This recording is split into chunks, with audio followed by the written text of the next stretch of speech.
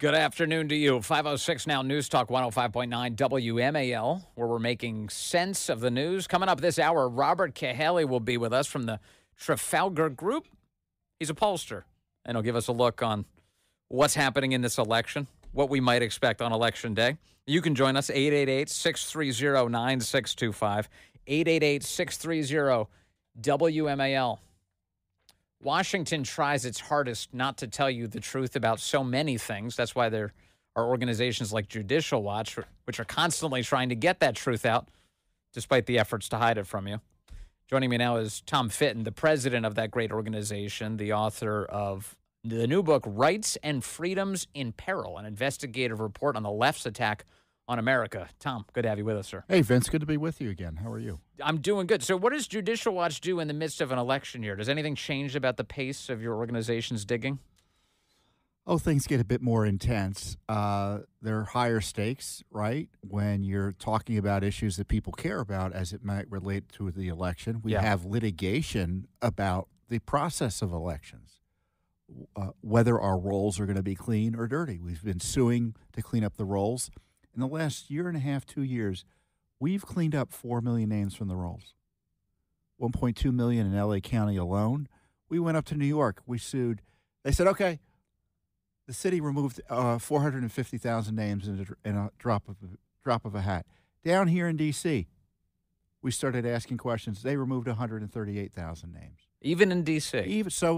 Even the liberal jurisdictions realize, we're supposed to do this. Yeah. And no one really pushes us to do it until Judicial Watch comes along. What kind of names are you finding that need to be purged from the rolls? Are we talking like people who are registered in multiple states? Is that the kind of person we're talking about? Well, that's the big number, right? Folks who move away. Yeah. People who die, you really got to be an incompetent, nefarious jurisdiction to let them stay on the rolls for a long time. Yeah, because the state has the death certificate. Right. They know who's dead.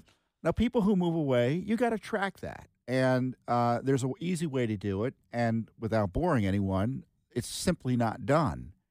It means just sending a card. You haven't voted. Are you still there? And if they don't respond in a few years, you remove them from the rolls.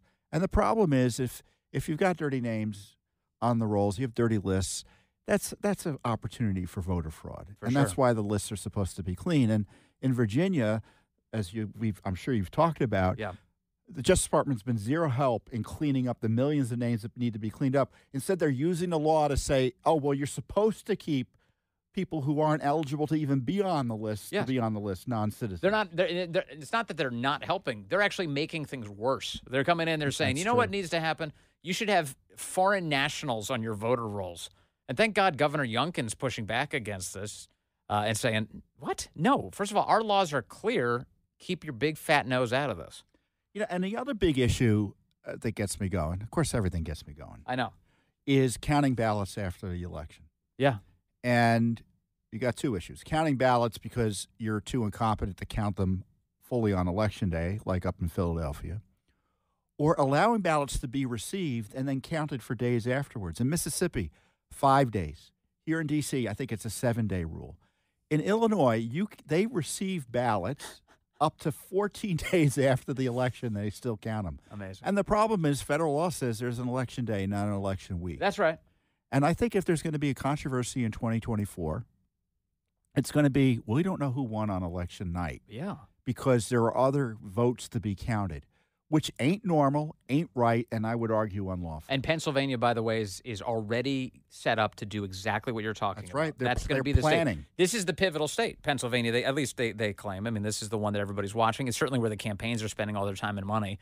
And Pennsylvania, as of this moment, is expected not to give us an answer on election night. And they're already saying, once again, expected to wait days to find out. And so you wonder, I was wondering about this recently. I was like, well, what's the actual holdup? Why would you have to wait that long? Why can't every state be like Florida, where you can send in your ballot or your absentee ballot, get those early votes in, they all get counted by election night, we have an answer. Virginia, you'll have an answer by election night. Why can't Pennsylvania do it? They say, oh, well, it's all these early votes that come in. We just don't have enough people to count them, so they have to be counted over the days that ensue. Bullcrap. Hire the people then. A functional system would bring in every last person you need to make sure that the voters could trust the election. They're not doing that in Pennsylvania. No, they're not. And I've joked, in France, they can figure out who won on election night. Yeah. And the ballots are in Philadelphia- French. Isn't that crazy? But they can't do it in Philadelphia? and it's really a Philadelphia issue, right? It's really Philadelphia for issue. sure. And that, to me, is going to lead to the unpleasantness. Yeah. So now, if the election clearly goes one way or the other on election night, these issues won't be as upfront. But it's still a risk to. Why would you trust an election where they're counting ballots after Election Day? The temptation for fraud is so great. And I tell you, arguably, it's contrary to law. And that's why we've been in court, at least counting on challenging ballots that are counted that are received after Election Day, which is insanity. But 19 states do it. It's too much. And there's a lot on the line, as you write about in your new book, Rights and Freedoms in Peril, an investigative report on the left's attack on America. Give us sort of the state of play right now in the country. The left controls so many, almost all of the levers of power. Yeah. Their hope is that upon the conclusion of this election, they'll control even more. What's going on in our country right now, Tom? I think there's this rising communist challenge to the institutions that protect us. I mean, it's not Republican versus Democrat. There's a kind of a radical wing of one particular party, it looks like. And the rest of and the danger is not that, they'll get the numbers to win elections. It's that people who know better will allow them to abuse our Constitution and our republic. Mm-hmm. And even more dangerously, you have this embrace of that approach by powerful people like Joe Biden and Democrats in Congress who abused what happened on January 6th, using it as a cudgel to try to target their political enemies, trying to jail President Trump. Yes. Nothing like that's ever happened before in American history. And then there's this rejection of the First Amendment, absolute rejection of the First Amendment. And when I'm censored, it's terrible. But what's even more terrible is that people who want to hear from me, they're censored too. So you're likely a crime victim, as best I can tell. Yeah. If Trump's been censored and you've been following him and you can't get access to that information, or someone else you followed. So there are tens of millions of victims of this censorship. And then on top of that, we've got the destruction of our border. And, every town now is a border town. Right. Thanks to this. And not only is it the economic distress, but their mere presence here in the United States changes our politics in the sense if they're counted and not deported in the next census.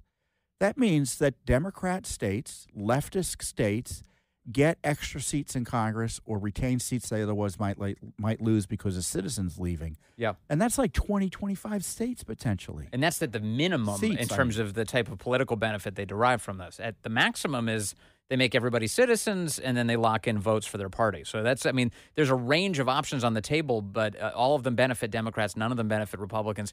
And one of the things I think you're getting at the heart of, you talk about the economics of this, at its core, so much of this is just a corrupt crony protection racket. You know what I mean? Yeah, That there are major financial interests, big pharmaceutical companies, big defense contractors, where they're deriving so much financial benefit from a corrupt relationship with our government that they're perfectly happy to go along with this. This is really, I think, really at the epicenter of this. This is why Trump is so rejected by this system, because he dares say things out loud like maybe we should confront that. Now, we're supposed to forget about the FEMA scandal, right? To your point.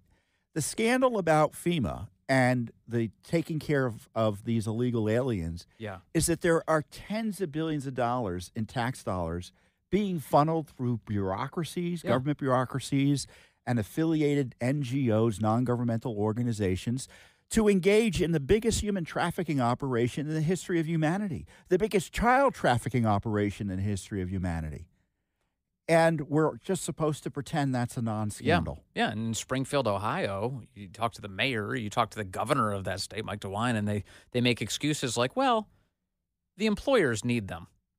This is what they'll say. They'll say, well, the businesses need them. That's crap. We have American citizens, especially men, who've fallen entirely out of the labor force. This is what J.D. Vance is trying to explain to these morons on the Sunday shows. We have people who, right in this country, who need to be taken care of. And instead, because of these corrupt relationships, we're importing foreign nationals to supplant American workers? I don't like that deal. Yeah, I mean, there's no major industry I'm aware of where foreign nationals are the majority of workers. I mean, the idea that there's some jobs Americans won't do is so patronizing. Yeah. I don't know about you. I did jobs that supposedly other people wouldn't do. My family, I come from family who did jobs that supposedly other Americans wouldn't do. And it's just so contemptuous of people who work for a living in the sense of hard work, physical labor and things. It's you're a maid. Only an Hispanic would be a maid. Who's being the racist? Well, I need a better deal on my servants. That's the position the left takes. In fact, I'm going to play some audio for you. This is on CNN just in the last 24 hours. Scott Jennings, he's like Leonidas in the hot gates, like just fighting everybody off all the time. And Catherine Rampell from the Washington Post saying, if everyone gets deported, where am I going to get my servants from? State, which he can now do because of the Supreme Court. Mm-hmm. And he's going to take on these countries that screw American workers. That's the plan. And by the way, he's going to crack down on immigration to the benefit of American workers. He's going to deport 20 million people, the people who pick your crops, the people who process your meat, the people who, care for your grandmother, the people who serve all sorts of critical functions in this country. Yeah, you hear that? So my grandma's not going to be taken care of anymore because of Donald Trump. This is crazy. So what she just described is a kind of a perfect encapsulation of the leftist mind, which is like, we need these people. Who will mow my lawn? Yeah, and I get a great deal on them because I'm paying them slave wages. That's right. That's right. And they want them to be able to vote. And I guess the best circumstance would be to keep them as non-citizens who vote when they're needed to, with a wink and a nod, while ensuring that they don't have the connections necessary to make them citizens and have them earn a living that Americans rightly expect. And it's a system, ultimately, as you're describing, of exploitation. This is why, the borders get kicked wide open, and then we have all these women who are being raped and killed, including Jocelyn Nungaret. I mean, I can't even believe how awful that story is. She's 12 years old. She's attacked by these gangsters. She's raped and killed. And last night, Brett Baer presents her mother in congressional testimony on video to Kamala Harris. And Kamala, my guess is that was the first time she had ever heard that name said out loud. These criminals would not be here but for the open borders, but for the sanctuary policies that allow them to live in virtually every major city, most every major state in the country. And we're supposed to pretend, illegal aliens don't commit more crimes than non-citizens.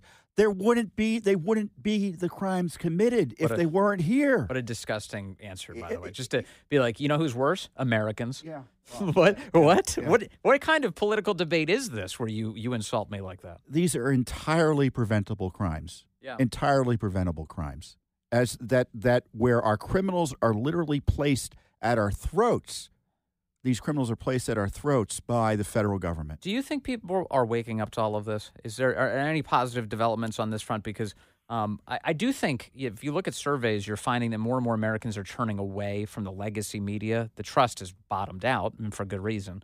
And many are saying, actually, I'm turning to social media. I'm turning to talk radio. I'm turning to, interestingly, Newsmax, I was just saying recently, shares the same position with MSNBC. MSNBC is going down. Newsmax is going up. Do you think that there's some cause for optimism?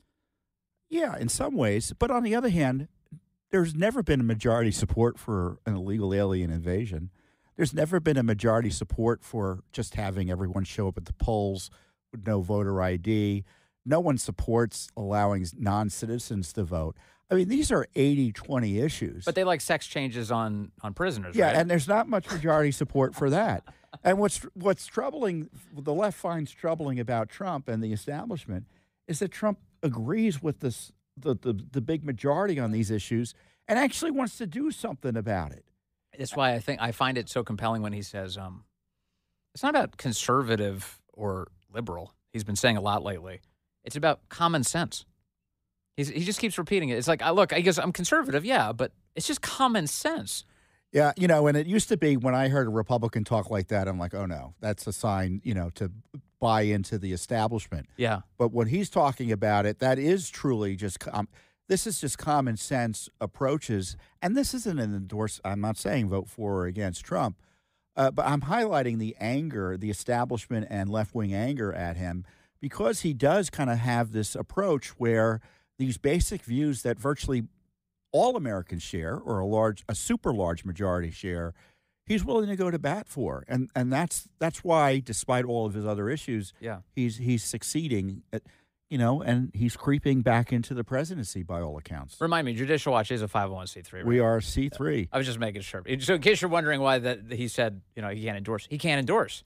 But Trump definitely... I guess I can in my personal capacity, but I avoid it. Yeah, that's all right. I was just clarifying for the people. The leftists would think you're not fooling anyone, Fitton. As yeah. You but also... who support. That's right. But also, let's be honest, who's got a better set of values? You don't have to do a presidential endorsement to be like, yeah, Trump's way better than Kamala. And I put the book out here because I'm concerned that people don't have the full set of information necessary, to make a decision. Not even in this election, but about these public policy debates. We're all being lied to about what went on in 2020. We're being lied to about COVID. We're being lied to about the border, about the left's attack on our First Amendment rights, about this crazed DEI obsession. I mean, that's the contagion that's going to destroy America, not COVID, where the left is embracing racist discrimination in a way to maximize their Marxist impacts. That's what they need to know about, and how the left doesn't just want to steal elections. They want to end elections. And Exhibit A is Kamala, excuse me. She negated 15 million votes in her coup against Biden. Mm-hmm. And we're all supposed to pretend that's normal. Nothing like that's ever happened. I think it raises substantial legal and civil rights issues, and no one's been pushing her on it. I mean, Bret Baier kind of walked up to it during the interview saying, well, what about, his cognitive challenges? How does that work? And she refused to answer the question. Yeah, she did. I think people are tired of being lied to. If you're tired and would like some truth, the book is Rights and Freedoms in Peril, an investigative report on the left's attack on America. Tom Fitton, congratulations on yet another great book, sir. Good to talk to you. Good. Thank you. We discuss the state of the race next with Robert Cahaly, chief pollster for the Trafalgar Group. We go inside the data. We all want to know what's going to happen. Hey, good afternoon to you. It is now 5:35, News Talk 105.9 WMAL, where we're making sense of the news. You can join us today at 888-630-9625, 888-630-WMAL. If the election were held today, who would win? That's the question for my next guest. Robert Cahaly joins us now. He's a chief pollster for the Trafalgar Group. Always has his eye on what voters are up to. Robert, good to talk to you as always, sir. Oh, good to be on your show. Tell me, if you could, what is the state of the race at this moment? I'm seeing the betting markets are definitely moving in Trump's direction. Are the polls? They are. And the thing is, I always talk about the betting markets. The people whose agenda is making money tend to tell the truth, and they also tend to listen to polls they know get it right. And there's only a few of us that have great presidential year track records, and we've been in the top two for 16 and 20 in presidential elections. And so we have a pretty good sense of how to measure this Trump vote, kind of hidden Trump vote, what Trump's strengths are when he runs. And so many of the polls are designed not so much to reflect the electorate, but to affect the electorate. And these are, and so the betting markets look at all right, which ones are just trying to get the numbers. And so they're right. They know what to dismiss and what not to dismiss. And this thing, I mean, before the second assassination attempt, I would have told you Kamala Harris was going to win. She was doing very well and was kind of on a high.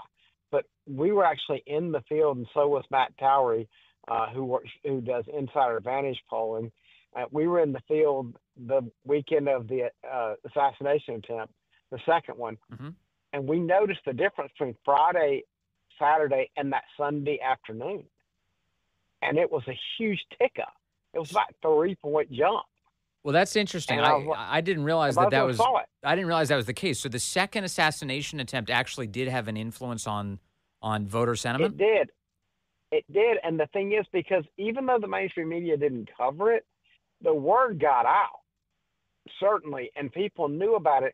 And, it was kind of like one of those things when it happens once, okay, scary, but, random things do happen. But twice, starting to look like something different.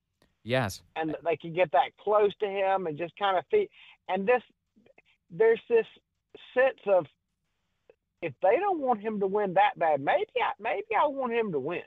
Well, we also had a very clear, a much clearer sense of the second assassin's politics too. The FBI has really worked assiduously to keep the details about the first shooter from us. But the second shooter, we found out a lot. He was an open Biden-Harris supporter. He had the bumper sticker on the car. He was an Act Blue donor. He had expressed on social media that democracy's on the ballot, which was a Biden-Harris White House talking point. So it was crystal, and he was a huge Ukrainiac. The guy was about spending lots more money in Ukraine at our expense. So as a result of all of that, I think people had a really clear understanding of what his motivations were, and that maybe was reflected in the polling? Yeah, we saw the uptake then, and we haven't seen it go back down.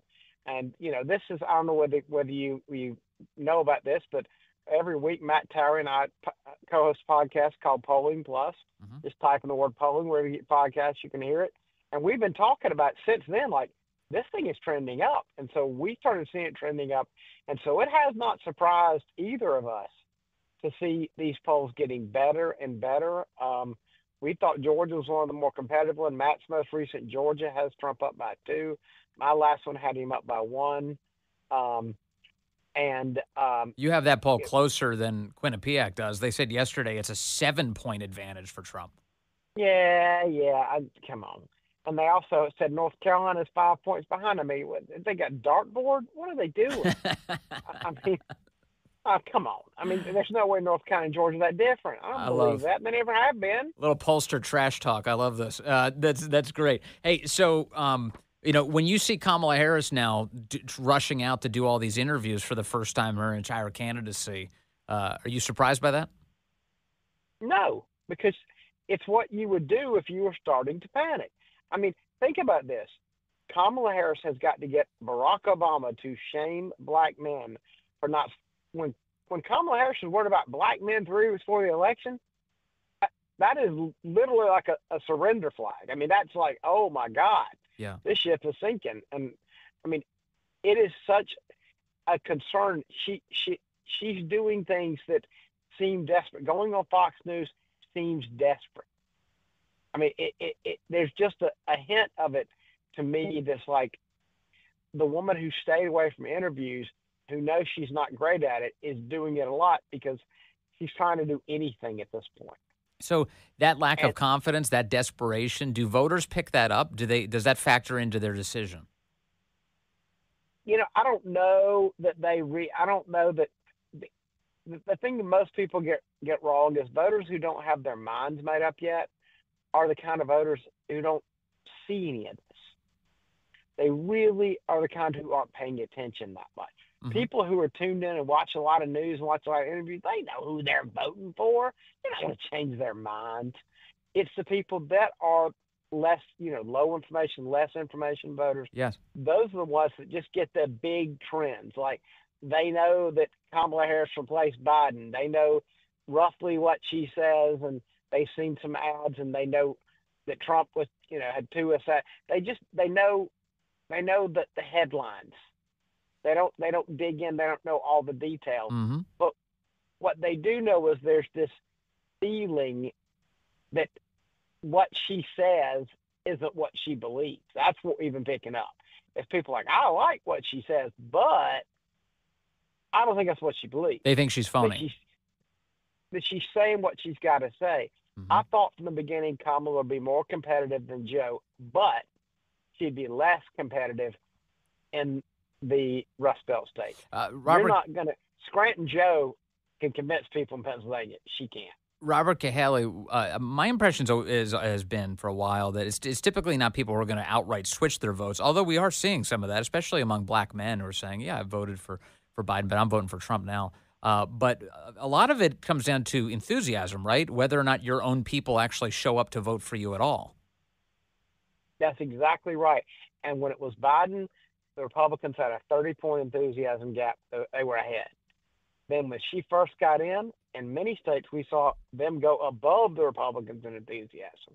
Now that has settled back down, and in most cases, the Democrats are less enthusiastic than the Republicans.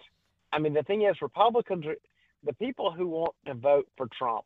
It's an itch they got to scratch. They don't care if the poll says he's getting destroyed, or they don't care if the poll says he's going to win big. They gonna go vote. Right. You can't stop them.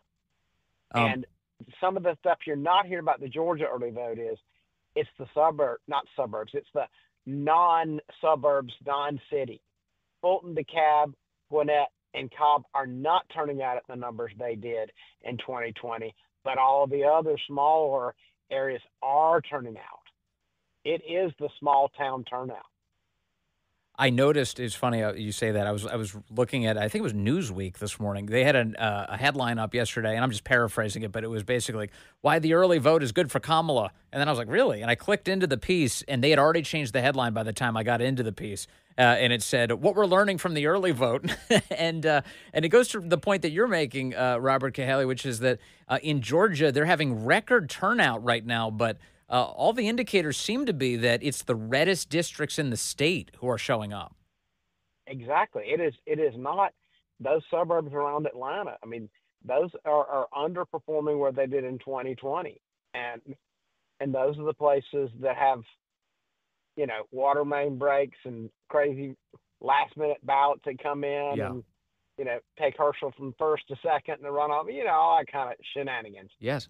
But the rest of the state is really turning out, and it's been that's one that I know firsthand. I deal with a lot. But the only thing that I think is a problem that makes North Carolina a little bit problem is the mechanics of voting in Western North Carolina. They're going to make sure the Asheville people vote because Asheville is like Austin, but the rest of Western North Carolina is very conservative, and I don't see the mechanics of how you're going to vote when the post office or the school you vote in is gone. I mean, the post office where your ballot goes or the fire precinct where you turn out, they're gone.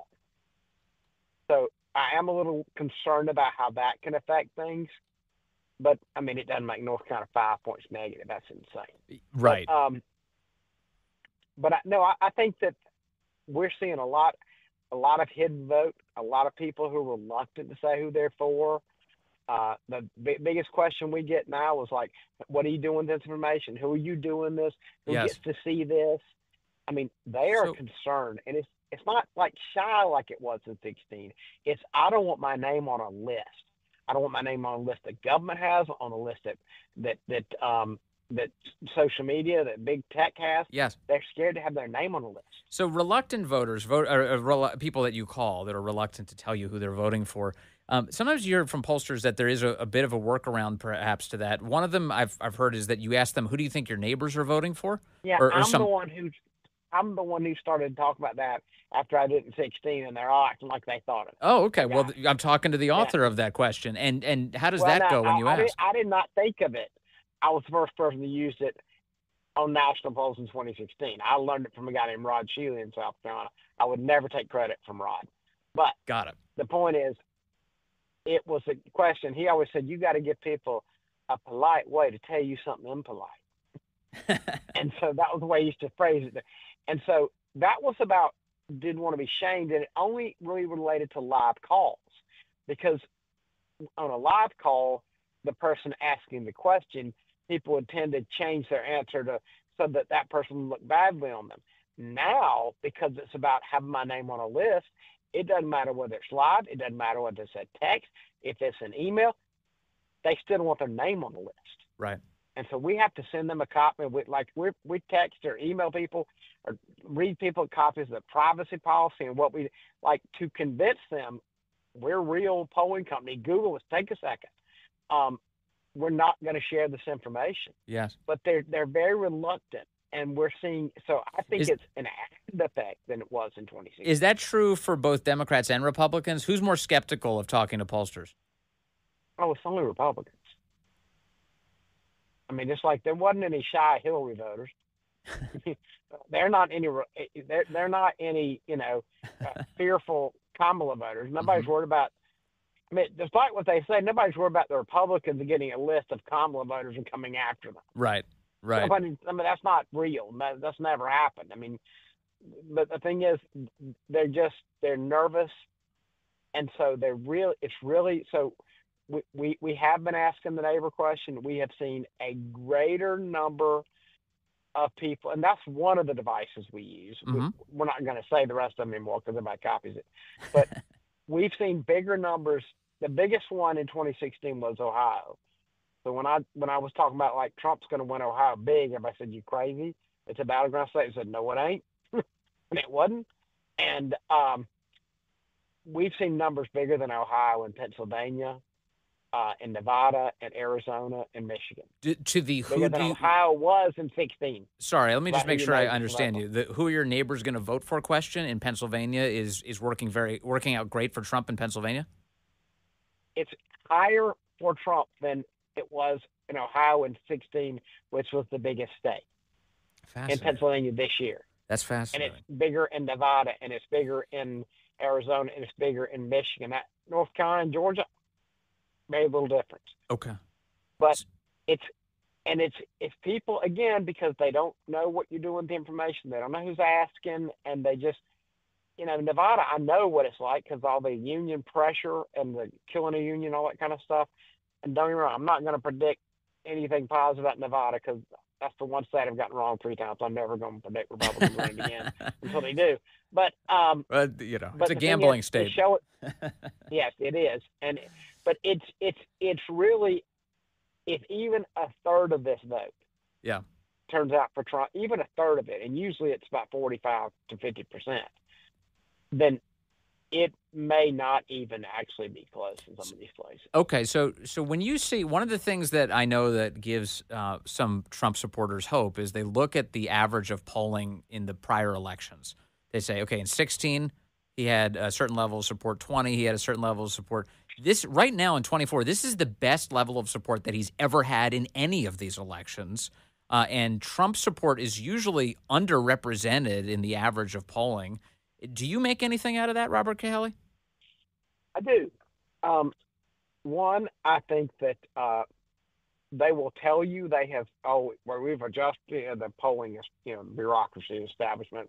They have a little club, that you have to join and agree to all their nonsense. But, they'll tell you, we've adjusted our model. You're still asking 40-question polls.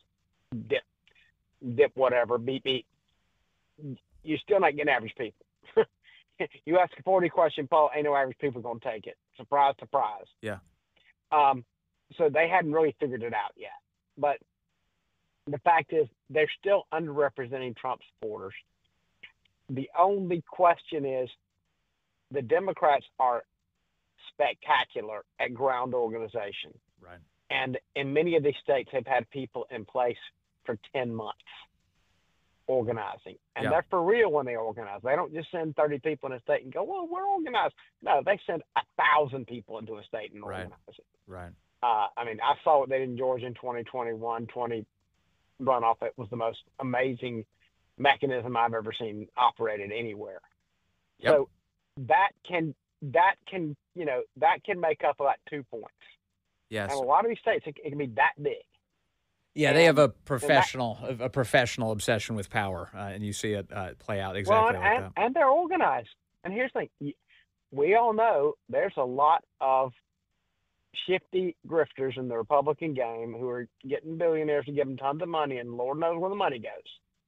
Democrats don't have all that. They got a much better system. Democrats want to win these elections. This is why I like They're not as interested in getting rich. I like my conversations with Robert Cahaly because you're so honest about everybody who's in the game. Okay, here's one last one for you.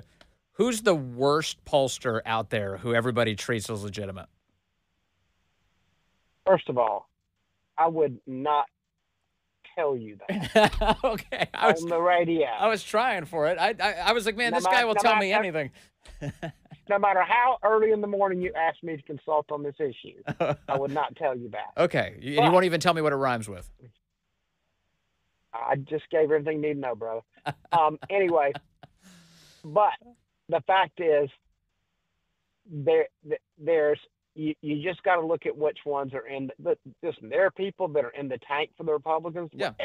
They're saying ridiculous pro-Republican numbers, and there are people in tank for the Democrats. Yeah. But the thing is, the best way to look at it, go to Real Clear Politics, look at their rankings, look at your error rate, our error rate overall as us as the number one private sector pollster out there in the last 10 years. Yes. And our error rate in presidential races has us like number one average between the two. Yes. First or second in the last two. So like it's error rate. In the end, it's how far you were, what you predicted from what happened. That's a great answer. All that really matters. It's a great answer. Look at the scoreboard. I totally agree. All right, from the Trafalgar Group. Go look at the scoreboard. That's right. Robert Cahaly. Thank you, sir. Good to talk to you as always. All right, tonight, the Al Smith dinner. We'll have the reaction to that as President Trump goes live. Kamala sent a video.